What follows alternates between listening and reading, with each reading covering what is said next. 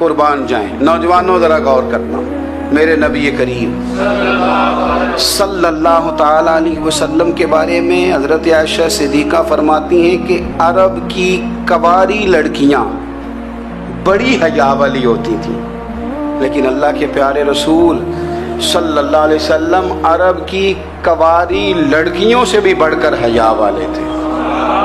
ये हमारे बच्चे मजाक में हमें कई दफ़ा कहते हैं शादी करा दो, शुगल में कह देते, अब्बा को कह देते हैं, अब्बा को नहीं मुंह पे आके कह देते हैं, कहते हैं ये बड़ा भाई मुसीबत बन गया, ये हटेगा तुम्हारी बारी आएगी। आप कुछ ऐसी बातें कर रहे हैं, कुछ ऐसे अंदाज आप इख्तियार कर रहे हैं जो वज़ादार लोग करते नहीं।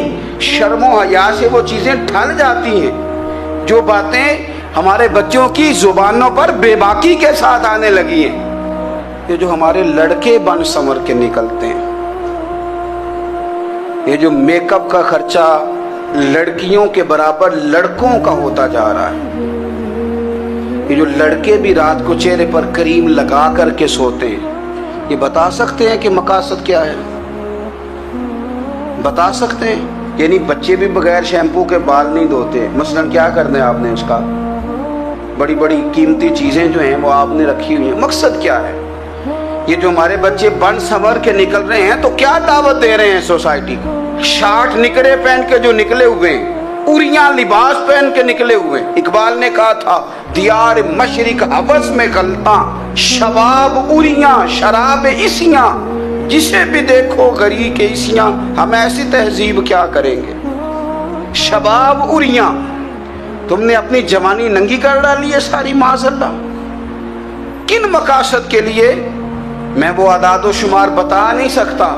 हमारे यहाँ गंद सस्ता हो गया है, लोगों ने गुनाह तक पहुँचना आसान बना दिया है। आप देख लें गंदगी दरवाजे पे और गंद मोबाइल में, कैसे बचाएं इन बच्चों को? क्या करें? कलेजे फटते हैं। कभी बातें सोचते हैं तो सोचते हैं आने वाली नस्ल को कहाँ ले जाएं, कहाँ छुपाएं, क्या ऐसा करें कि ये बच जाएं, खुदारा कुर्बान जाएं हज़रत उस्मान गनी पर।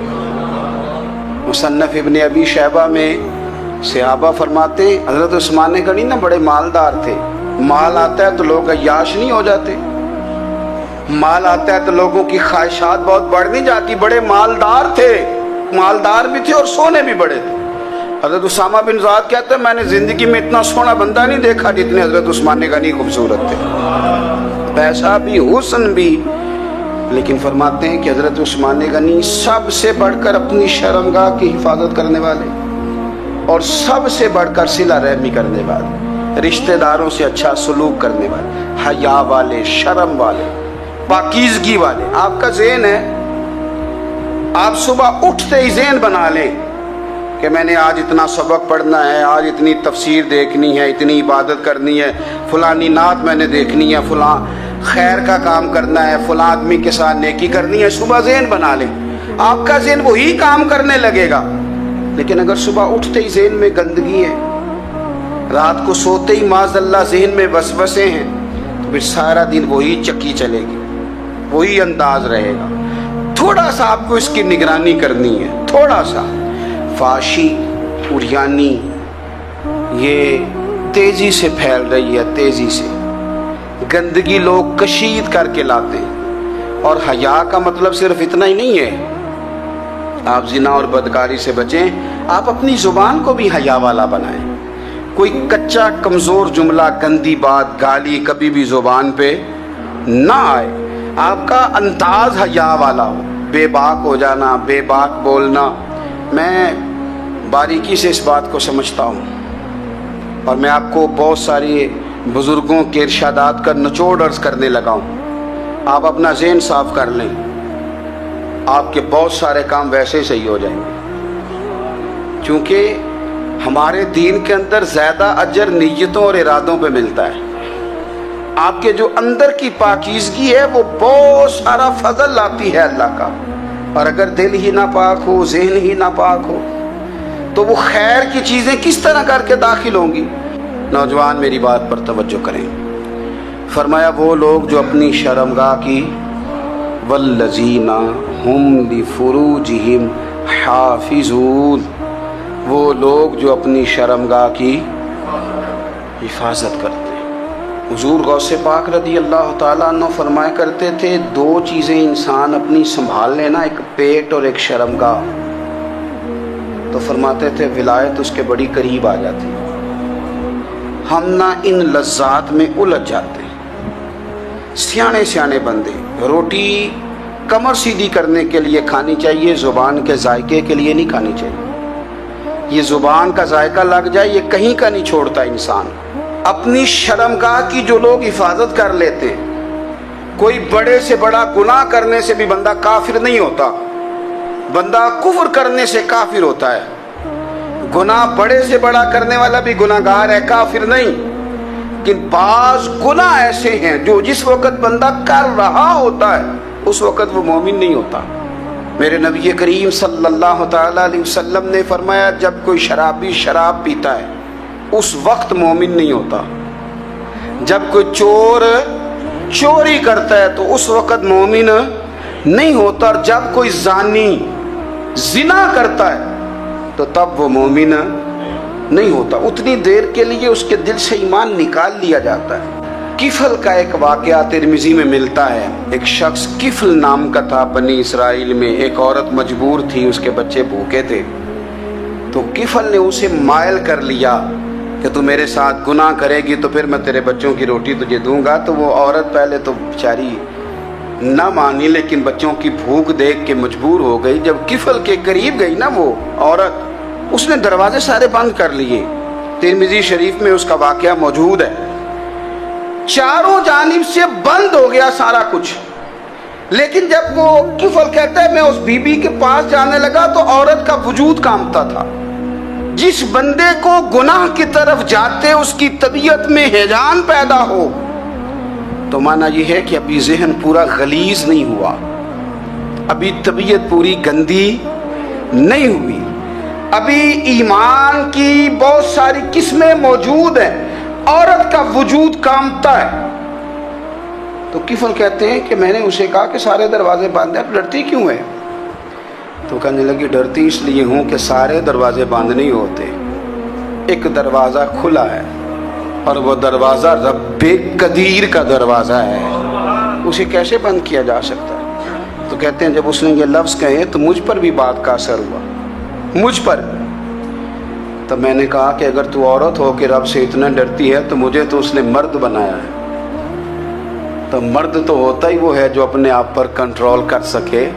تو اب نہ معاملہ آگے جائے گا، اب یہاں بات رکے گی نہیں، جا میں تجھے آزاد کرتا ہوں۔ عورت گئی، اس نے توبہ کی کفل نے، اور رات رو کے کہنے لگا مالک آج میں نے توبہ کی ہے تو میرے اوپر مہربانی کرنا، میری توبہ ٹوٹنے نہ پائے۔ رات اس نے توبہ کی، رات ہی انتقال ہو گیا۔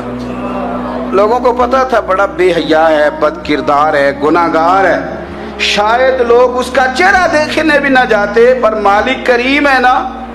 حضور فرماتے ہیں سویرے اس کے دروازے پہ لکھ دیا اللہ نے، لوگوں رب نے کفل کے سارے گناہ معاف کر دیے ہیں، اس کے دروازے پہ لکھ دیا گیا۔ جب آپ اپنی حفاظت کرنا چاہتے ہیں تو اللہ پھر اسباب بھی پیدا کر دیتا ہے۔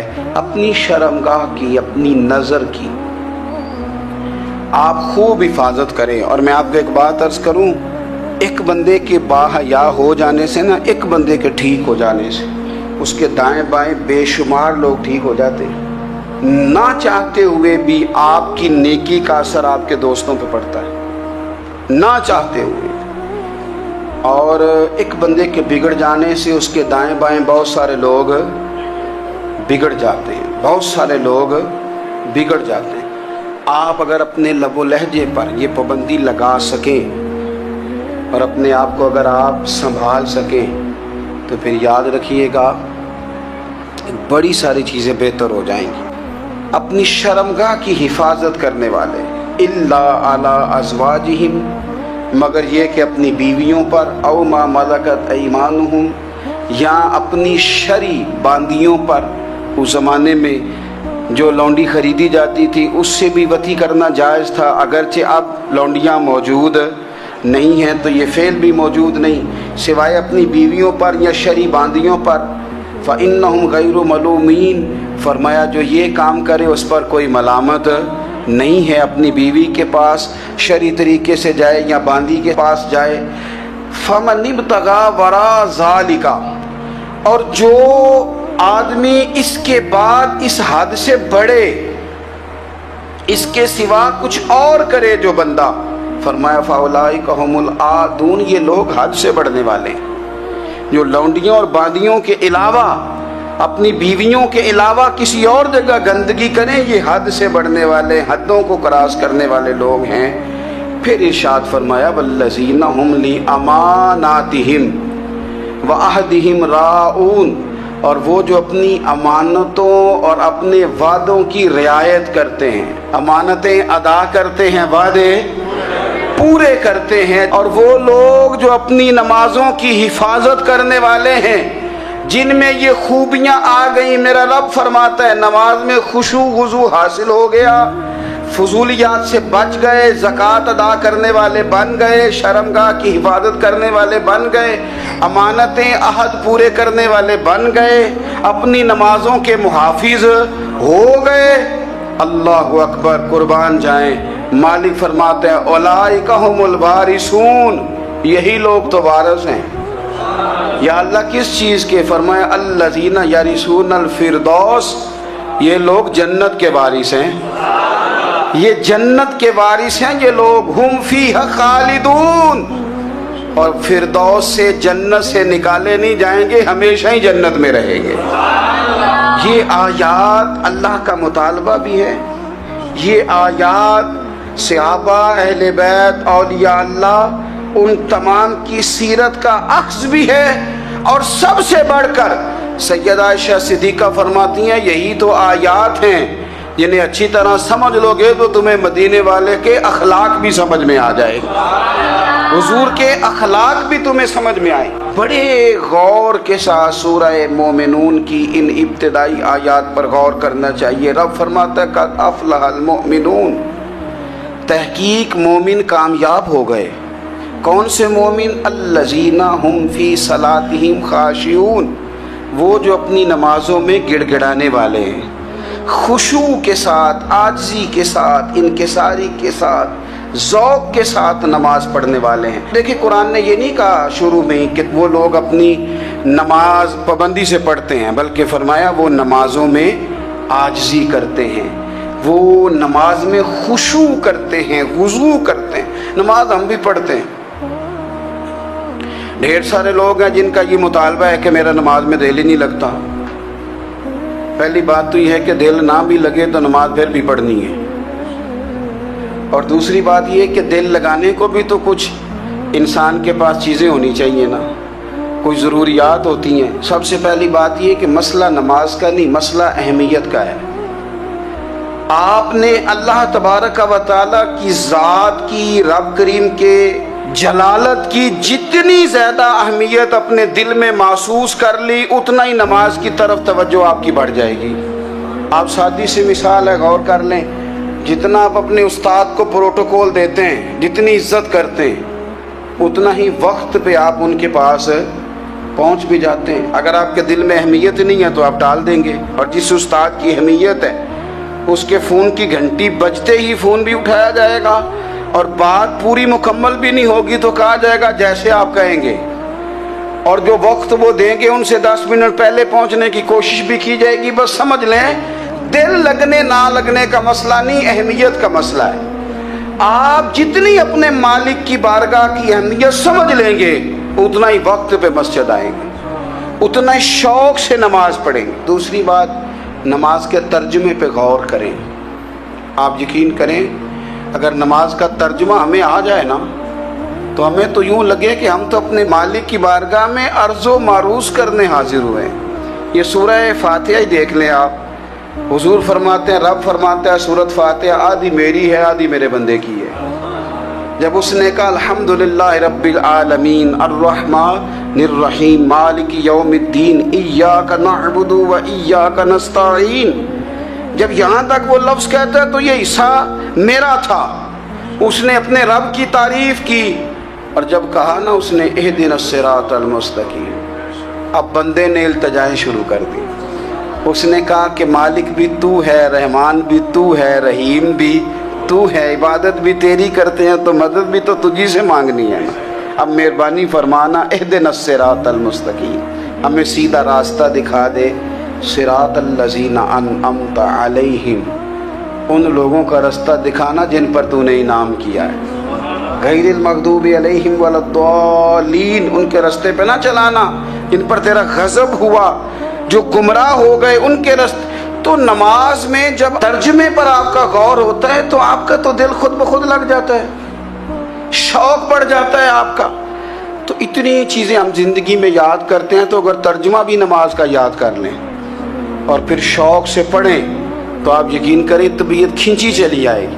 ہمارے یہاں کچھ لوگ نماز پڑھتے ہیں پر بڑی لاپرواہی سے پڑھتے ہیں, کبھی ادھر دیکھتے ہیں, کبھی ادھر دیکھتے ہیں, کبھی بال سہلاتے ہیں. وہ میں نے دیکھا ہے سجدے جا رہے ہیں تو سیانے بندے کبھی کپڑے کو چھیڑ رہے ہیں, کبھی جگہ کو چھیڑ رہے ہیں.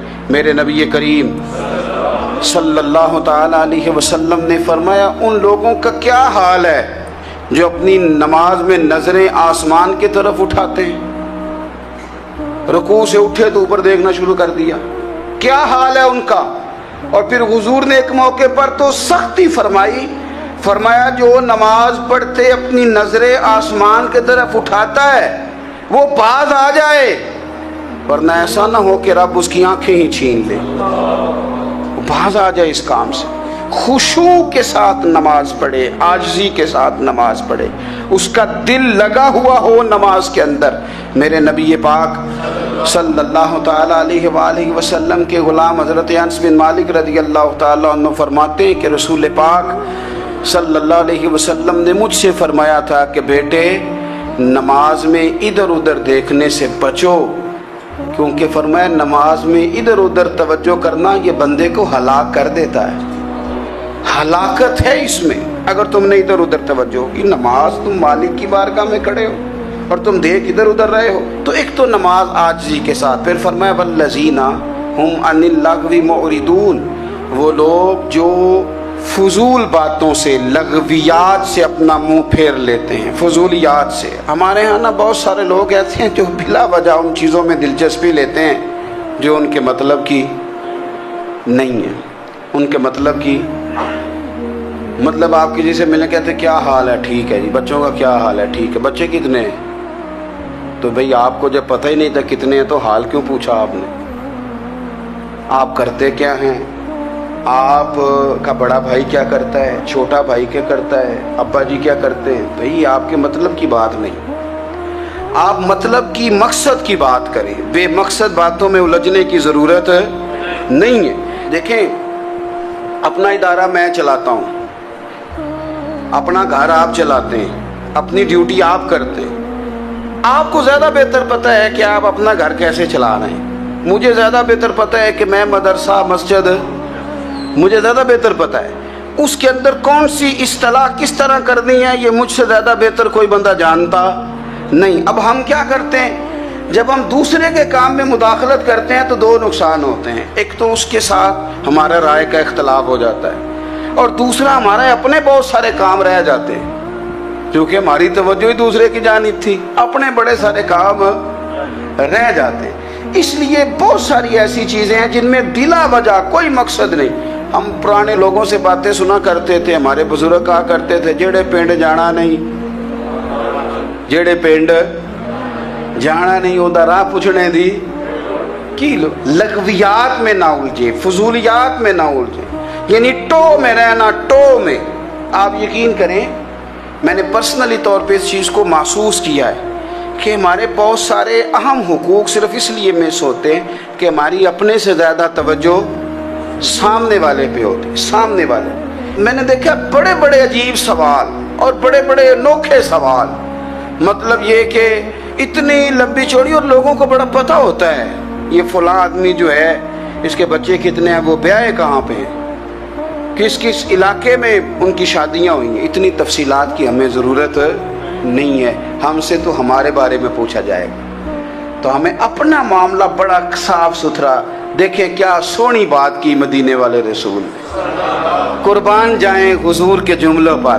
ایک شخص نے پوچھا حضور سونا اسلام کون سا ہے، خوبصورت مسلمان کون ہے؟ تو نبی پاک صلی اللہ علیہ وسلم نے فرمایا وہ خوبصورت مسلمان ہے جو بات اس کے مقصد کی نہیں، بے معنی ہے وہ بات وہ چھوڑ دے۔ بے مقصد باتوں سے الجھنا جو بندہ چھوڑ دے وہ مسلمان بڑا سونا مسلمان ہے۔ ہم کمزور اس لیے ہوتے ہیں کہ ہماری توجہ زیادہ دوسروں کی باتوں پر پڑتی ہے۔ کچھ چیزیں ایسی ہوتی ہیں جو ہم نہ فراخ دلی سے بانٹتے ہیں، اور کچھ چیزیں ایسی ہوتی ہیں جو مجبور ہو کر ہم دیتے ہیں۔ کئی دفعہ ایسا ہوتا ہے کہ سامنے والا کچھ زیادہ تکلیف میں ہوتا ہے اور ہمارے پاس بھی وسعت نہیں ہوتی، لیکن زیادہ اجر اسی بندے کو ملتا ہے جو تھوڑی تکلیف برداشت کرے اور سامنے والے کی تکلیف کو دور کرے۔ مدینہ منورہ میں نا قحط پڑ گیا تھا، غلہ نہیں ملتا تھا، تو قحط کے زمانے میں لوگ نا پھر چیزوں کو مہنگا کر کے بیچتے ہیں۔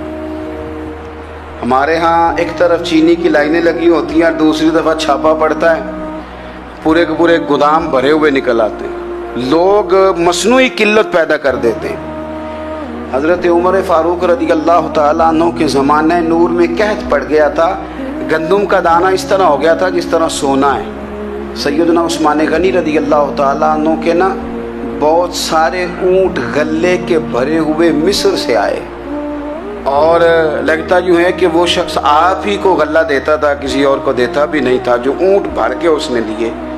تو مدینہ منورہ کے اندر جب وہ مال پہنچا نا، آپ کو بتانا یہ چاہ رہا ہوں کہ ساری تجارت بندوں سے نہیں کرنی چاہیے، کچھ اللہ سے بھی کرنی چاہیے۔ رب سے جو بندہ تجارت کرتا ہے وہ بڑا کامیاب ہوتا ہے۔ وہ غلے سے بھرے ہوئے اونٹ آپ کے پہنچ گئے تو تاجر آئے، انہوں نے آ کے کہا عثمان ہم کھول کے نہیں دیکھتے کہ اندر مٹی ہے کہ سونا ہے، اور یہ بھی نہیں پوچھتے آپ نے کتنے کا خریدا ہے، آپ کی زبان پر اعتبار ہے، آپ نے جتنے کا مال لیا ہے نا ہم ڈبل دیتے ہیں، آپ ہمیں دے دیں۔ آپ فرمانے لگے نہیں مجھے زیادہ نفع ملتا ہے۔ انہوں نے کہا 2 گنا، فرمایا نہیں زیادہ ملتا ہے، کہا 3 گنا، فرمایا زیادہ ملتا ہے۔ وہ کہنے لگے اس سے زیادہ تو کوئی تاجر ہے ہی نہیں جو زیادہ دے۔ فرمایا بس مجھے ملتا ہے نا۔ کہا کتنا ملتا ہے؟ فرمانے لگے لگتا ہے کہ اگر وہ تاجر زیادہ کرم نوازی کرے تو 700 گنا تو دے گا ہی، اور باقی کریم ہے۔ انہوں نے کہا جی نہیں اتنا نہیں ہم دے سکتے، پھر آپ بیچ لیں۔ یہ بات ہی سمجھ میں نہیں آتی۔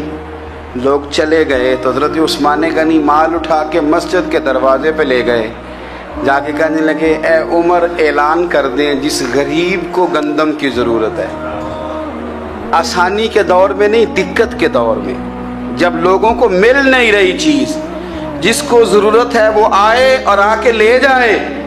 جب جناب عثمان غنی کے اس غلے کا اعلان ہوا تو تاجروں کو اب مسئلہ سمجھ میں آیا کہ یہ 700 گنا کو بندہ نہیں دے رہا، یہ رب کریم عطا فرما رہا ہے۔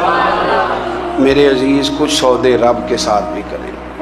اگر کوئی بڑا ضرورت مند دروازے پہ آ جائے نا تو پھر اپنا نفع نقصان نہیں سوچنا، پھر تو رب کے ساتھ تجارت کرنی ہے۔ ضرورت مند کی ضرورت کا لحاظ کرنا یہ نہ مسلمانوں کے ایک دوسرے کے قریب کرے گا۔